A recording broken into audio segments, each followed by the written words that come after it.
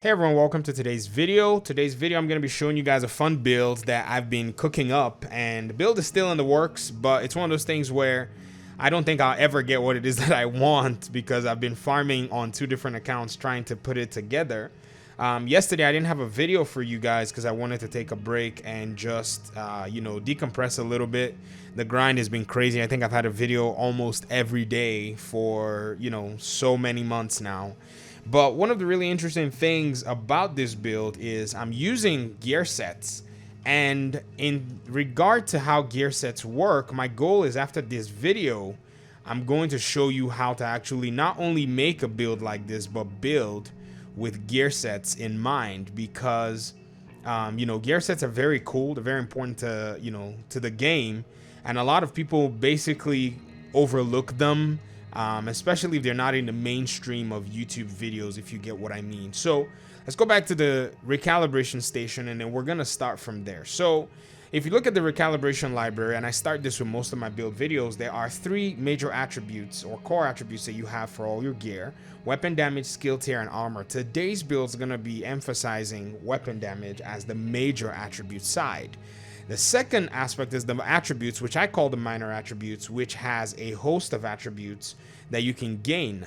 But in our video today, or in today's build, we're only going to be highlighting critical hit chance and critical hit damage as much as we can. And then if we can't get these two on every single possible piece, headshot damage is definitely going to be the possibility.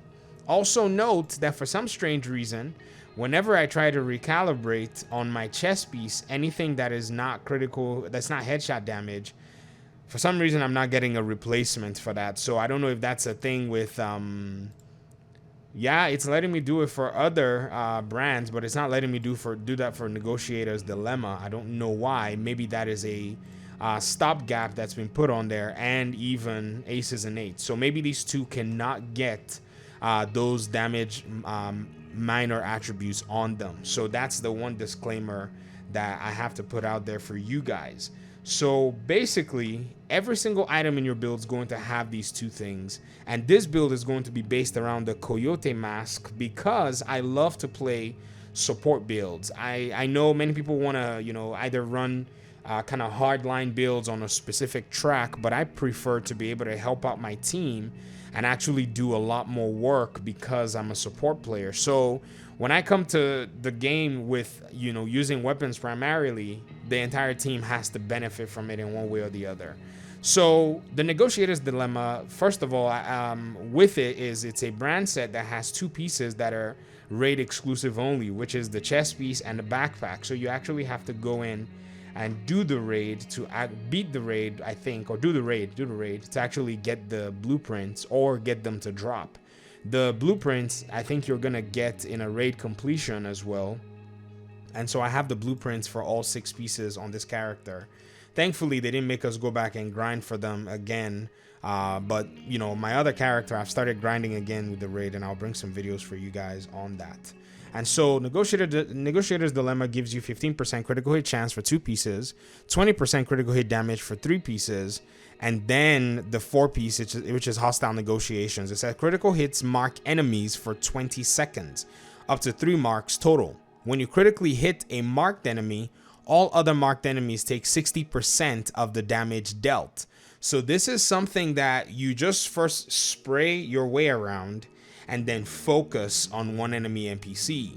This is how you use this gear set. And then it says whenever a marked enemy dies, gain 2% critical hit damage, stacking up to 20 times, or until combat ends. So your critical hit damage factor is actually going to be going nuts whenever you take down a marked enemy. So like I said, spray your way around and then focus on a marked enemy to try to take them down, and hopefully you're able to get a critical hit in that regard. And so that means you're going to be prioritizing weapon damage, critical hits, so in terms of chance or critical hit damage. Now, I have not rolled my chest piece to gain critical hit chance because I'm still working to see where else I can put critical hit chance to gain the 60%. The 60% is achievable with this build. I just have to be much more creative and how I put it all together. And then the chest piece talent allows for you to increase your hostile marks from 3 to 5. So you can mark up to 5 enemy NPCs, which is actually slightly better. And as much as, you know, it doesn't seem to be too much of a difference, it actually does work. But if you don't really care, and I would actually say, you know, don't care too much about this, prioritize a damaged chest piece. And I usually will implore people to go with glass cannon, and people say, well, it's too much damage that I'm taking. Yep, but it's also too much damage that I'm dealing, so I'll take it at any time, any day, because this is one of the Division 1 philosophy. There used to be a chess piece called Reckless, and that would also do the same thing. You deal a lot of damage and you gain a lot of damage, but also understand that all your damage is multiplicative, and that value is by 25%. So that is a lot of damage that it's actually worth, you know, taking on that amount of damage for. And I would even recommend using the sacrifice chess piece, which I think is the named it's a named, I think, Providence chess piece, and it comes with the glass cannon. So that's, if you get a very good one, that's one that you can actually prioritize in this build. And then my holster is just a basic bogey thigh holster. This is for the Negotiators Dilemma. It's going to, it needs to have weapon damage, and it needs to have critical hit chance or critical hit damage. In my own case, I will just go ahead and just, you know, roll it right now if I actually have that. I don't have any critical hit chance, so I'll take critical hit damage. And I know when you see my critical hit damage, you're going to be like, whoa, that's a lot of critical hit damage. And did I just roll weapon handling? Oh my gosh, I am such a pleb.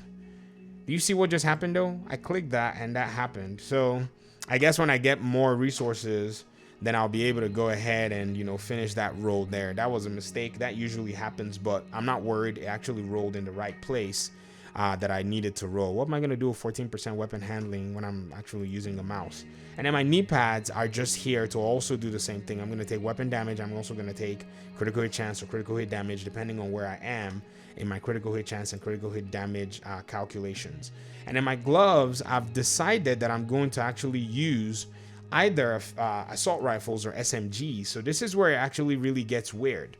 But I guess this goes to show that if you want to use an LMG, you can also just come and swap and use the contractor's gloves, or you can use the Fenris gloves, or you can use yourself a Circle of Concern gloves to gain the extra LMG damage. But largely for more damage, I would highly recommend that you're using the LMG and contractor's gloves. If you have yourself a roll like this, then even better, you're going to be doing a lot more damage. And then the backpack is actually the side of this equation that's very, very good. That's why I said the chess piece you can actually do without, but the backpack allows for you to now gain more damage. So it says it increases your hostile negotiations damage to additional marked enemies from 60% to 100%. So all that damage, when you critically hit a marked enemy, all other marked enemies take 60% of the damage dealt.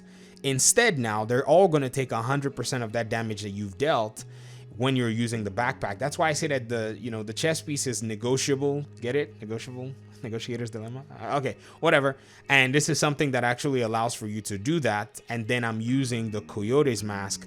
This is where my support comes in. This Coyote Mask is decent. It's not the greatest. I know some other people gain, like, max rolled items like these, but I will take this because this does what I need it to do. Because it says you and your allies all gain a bonus based on the distance of the last enemy you hit. 0 to 15 meters, you guys gain 25% crit damage. 15 to 25 meters, you guys gain 10% critical hit damage, and 10% critical hit chance, and then 25 meters, 25% critical hit chance as well. This is what makes the team actually gain so much more damage as they're going on. And so the puzzle is very straightforward. If you're using a rifle, you can use the Negotiator gloves and then go with the Fox Sprayer knee pads. Where are those? And you can also gain a lot more damage with your rifle. But like I said, I will highly suggest the LMG. And then I'm going to just use, without any doubt, the Pestilence LMG. This one I got today.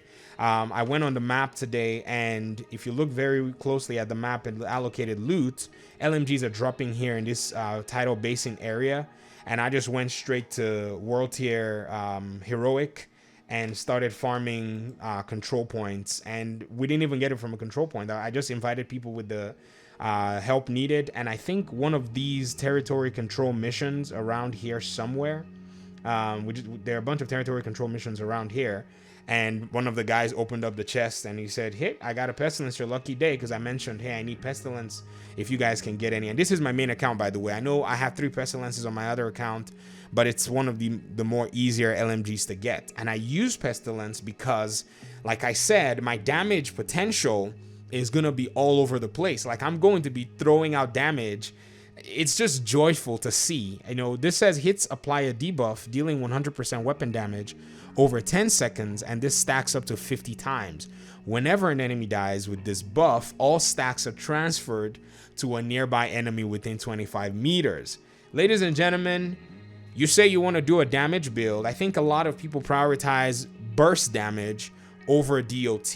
DOT is damage over time. This is a strategy that RPG games use, and I love using it in the Division game. I don't usually like burst DPS. There is nothing interesting to me about it. I mean, it's nice, it's efficient, don't get me wrong. If you want to punch through missions, that is definitely where you want to go. But if you want to just see a different side of the game and actually enjoy it, and also deal just as much damage or cause as much damage. That's another thing. You can deal damage or you can cause damage. Like somebody running with a pulse. If I was running with a pulse right now, if I was running with a pulse as one of my skills, that would definitely be the optimized way to go. And I've been contemplating it, but I think that's the direction I'm going to go. I'm probably going to go gunner with this specialization, with this whole build as my specialization, because I was rocking another build, and so I just, you know, put this together on this character and use demolitionist, but I don't think demolitionist gave me what it was that I wanted. But gunner, the reason I'm going to use gunner is because I'm going to go with the pulse that gunner grants you whenever you get the banshee pulse, whenever you get the full whenever you get this unlocked. And this banshee pulse launches a forward arch of pulse and arc of pulse energy that confuses enemies caught in the wave. And that's exactly what I want. That's exactly what I want. And if you don't have the pestilence, the reason I said go with the gunner is so that if you use that, you can also get the big old belt, you know, that grants you a bunch more ammo on your LMG. Doesn't matter what you're using. If you're going to be using perhaps an MG5, or perhaps you're going to be using the what's the name of the other one, the Carnage LMG. Let me see if I have any of those sitting in here in the stash.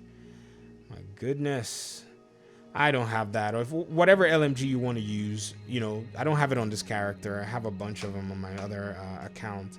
And this is definitely going to be something that's going to be very helpful for you. And I'm going to bring some gameplay just so that you guys can see. Then for your secondary weapon, or whatever other weapon you want to carry, I've been testing out assault rifles. I've tried different talents just to see what works. And in my opinion, I think it's based on what it is you want to do. So you can use strained. So your critical hit damage is actually going to be stacking. For every 0.5 seconds you're firing, stacks up to 5 times. You can use, what's the name of the other one? There's another one that I used actually mid-game. I told my team I'll be right back and came and rolled the other one. What is the name? Ranger. Yes, you can use Ranger. When I used Ranger, Ranger was slapping really hard because it was a heroic mission, and all I had to do was just stay far away, which if you stay far away, it amplifies your weapon damage by 2% for every enemy, for every 5 meters you're away from an enemy. And the further away I stay when using Ranger, the better it is for my Coyote Mask, because 25 meters away from the target, I'm gaining 25% critical hit chance for my allies. Necessarily, there is a critical range in the game that I will probably not be enjoying from, but I'll be enjoying raw damage when I'm not at that maximum distance, if you understand what I mean. So for those of you who have access to Negotiators Dilemma, try this build out. Give me your own thoughts in the comment section. Let me hear what you think about it. Let me hear your version. And for those of you who are wondering how, you know, you can build a full-on damage build with the gear set, that's how you do it. You roll weapon damage or critical hit chance and critical hit damage everywhere, and try to highlight the strong aspects of the gear set's bonuses. That's how you do it. It's a very simple process, and it really makes for a really fun experience. So let's look at my stats before I get out of here. I'm stacking about 33% critical hit chance and then 87.9 critical hit damage. I can, like I said, I can gain more. If you notice, there are some aspects of my build that does have room to roll critical hit chance. If you look here, I can get critical hit chance here. And then if you look at my holster, I can get critical hit chance here as well. Where's that holster? Where I accidentally rolled weapon handling. That gives me 12% critical hit chance, which puts me at 45% critical hit chance. And then there's a lot of room for critical hit damage once I start to hit enemies. And once I, and that's where it is. The critical hit chance and critical hit damage max doesn't really necessarily bear too much of an importance right now. It's when you're in combat that you're going to start seeing yourself really, really shine. And then for mods, what I did for mods was I just went ahead and put critical hit damage mods, because I know, like I said, my critical hit chance can actually scale as well when I'm done modding my weapon. It's not really going to be a problem to be able to get that critical hit chance as well and kind of put myself back on the close to, it's more like 50% I'm fine with. I'll take it any time of the day. So if you want, you can run this in LMG too. I did an LMG run too, and I felt like, man, this is actually pretty good as well.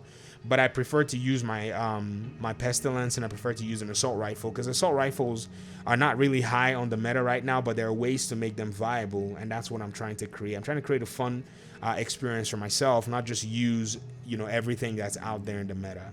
So, like I said, let me hear your thoughts in the comment section. I appreciate you guys for watching the video. Hit the subscribe button if you've not joined the Gamey Daddy channel, and I'll see you guys in the next one. Peace.